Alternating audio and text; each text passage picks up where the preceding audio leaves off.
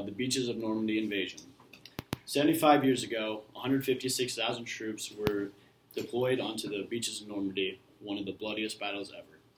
This was a very important battle for World War II and is one of the final straws for Germany.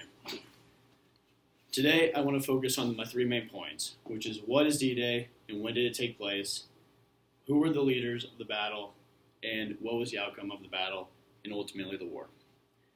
To understand what D-Day is, we should learn the basics of it, starting with what D-Day is and when it took place.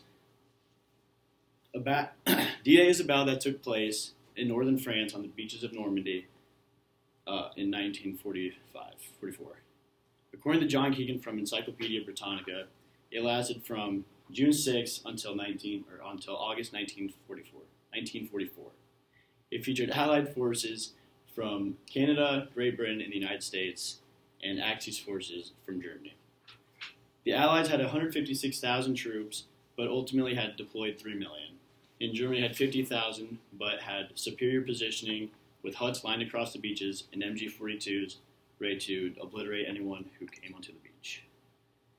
Though it seemed like a one-sided war, our great leaders led us to victory, one of them being Dwight D. Eisenhower. According to Imperial War Museums, Dwight was appointed Supreme Commander in 1943. He was in charge of many decisions leading up to the battle. He also had written a secret note if the Allied powers would have lost the battle, basically taking charge for the casualties.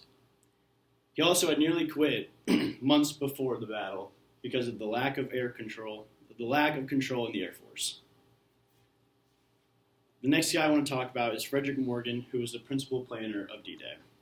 In 1943, he was appointed Supreme Allied Commander, and his sole responsibility was to create a plan for the invasion of Western Europe. He identified Normandy as the main interest point for the invasion. Now that we've developed a basic knowledge, we can understand the significance of the battle. Kelly Murray, who was the author of The Longest Day, claimed D-Day was the beginning of the end for Germany. First of all, it forced Germany to fight a two-sided war, which leads to complications in creating strategy for Germany.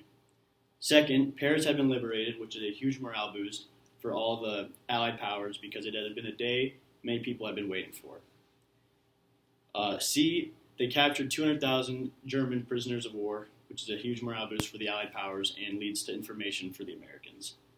And D, the Nazi Reich was ultimately falling apart.